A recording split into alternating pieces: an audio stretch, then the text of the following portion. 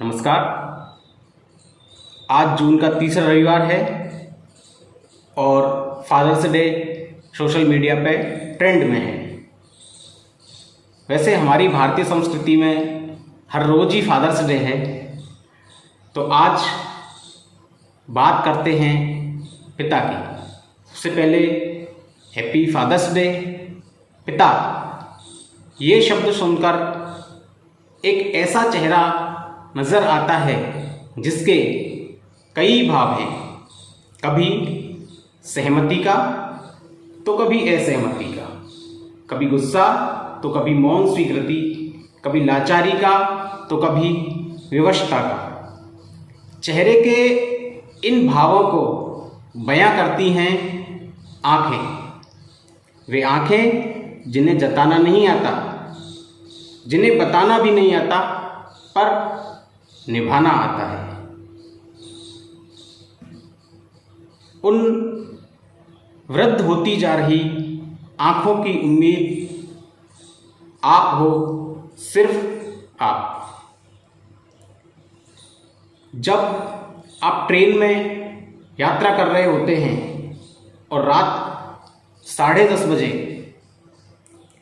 आपकी seat reserve होने के बाद भी उनके द्वारा फ़ोन करके पूछना सीट मिली, बैठ गए, से लेकर रात 3 बजे जागकर फ़ोन कर फिर पूछना उतर गए, तक का सफ़र और इससे लेकर घर पहुंचने तक वो आँखें जिनका इंतज़ार करती हैं वो आप हो, सिर्फ आप। लेकिन सहमति असहमति के इस दौर में और ज़िंदगी की जद्दोजहद में जब ये लगता है कि ये कर ही क्या रहे हैं, या आखिर इन्होंने हमें पैदा किया ही क्यों है, तब संघर्ष और तूफान के उस काल में थोड़ा धैर्य रखना, रफ्तार से दौड़ रही जिंदगी की ट्रेन को किसी उम्मीद के स्टेशन पर रोकना और सहमति की हरी झंडी का इंतज़ार करना। बेटे को जवान होते देखकर अपनी जवानी के दिनों को याद करते हुए पिता चुपके से इस प्रश्न का उत्तर देते हैं, हमें क्यों पैदा किया था। यह वाकया सामान्यतः सभी घरों में होता है। उम्र के एक दौर में सहमति असहमति चलती रहती है। ऐसा ही एक वाकया जिसे अमिताभ बच्चन साहब ने सुनाया है कि किस तरह से उनके बीच और उनके पिताजी, जो कि हरिवंश राय बच्चन साहब सुप्रसिद्ध कवि रहे थे, उनके बीच हुआ। तो हरिवंश राय बच्चन साहब ने इसका उत्तर दिया। तो पहले वाकया सुनते हैं, फिर उस कविता को सुनते हैं। वाकया था कि जब अमिताभ बच्चन साहब ग्रेजुएट हो गए थे और रोजगार की तलाश में थे, तो कहीं भी रोजगार नहीं मिल रहा था। भटक रहे थे रोजगार की तलाश में, काफ़ी परेशान थे। तो एक दिन उनके किसी एक परिचित ने कहा कि यार, इसमें हमारी गलती नहीं है, दरअसल गलती हमारे माता पिता की है जिन्होंने हमें पैदा किया। बच्चन साहब को ये बात समझ में आ गई। शाम को घर पहुंचे और अपने पिताजी से जाकर बोले,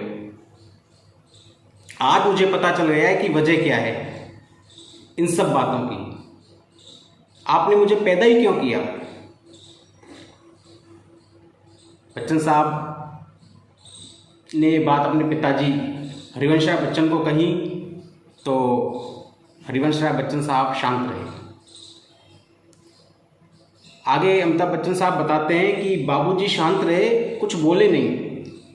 रात को सोने के बाद जब वो सुबह सैर करने निकले तो अमिताभ जी के बिस्तर पर एक कागज़ रख के गए।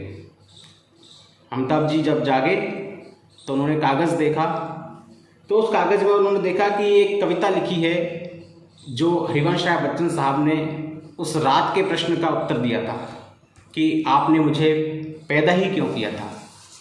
कविता है, जिंदगी और ज़माने की कशमकश से घबरा कर मेरे बेटे मुझसे पूछते हैं कि हमें पैदा क्यों किया था। जिंदगी और ज़माने की कशमकश से घबरा कर मेरे बेटे मुझसे पूछते हैं कि हमें पैदा क्यों किया था, और मेरे पास इसके सिवाय कोई जवाब नहीं है कि मेरे बाप ने मुझसे बिना पूछे मुझे क्यों पैदा किया था। और मेरे पास इसके सिवाय कोई जवाब नहीं है कि मेरे बाप ने मुझसे बिना पूछे मुझे क्यों पैदा किया था, और मेरे बाप को उनके बाप ने बिना पूछे उन्हें और उनके बाबा को बिना पूछे उनके बाप ने क्यों पैदा किया था। जिंदगी और ज़माने की कशमकश पहले भी थी, आज भी है, शायद ज़्यादा, कल भी होगी, शायद और ज़्यादा। जिंदगी और ज़माने की कशमकश आज भी है, शायद ज़्यादा, कल भी होगी, शायद और ज़्यादा। तुम ही नई लीक रखना, तुम ही नई लीक रखना, अपने बेटों से पूछकर उन्हें पैदा करना। जिंदगी की इस कशमकश में और घबराहट में आपस में अपनों का हाथ थामे रखिए, साथ निभाते रहिए, और उन आँखों की जो उम्मीदें आप हैं उन्हें जगाए रखें। उन आँखों में हमेशा आप जिंदे रहें, जिससे वृद्ध होती जा रही वे आँखें कभी पथराए नहीं, कभी डबडबाए नहीं। अपनी जिम्मेदारियां निभाते चलिए। जय हिंद, जय भारत।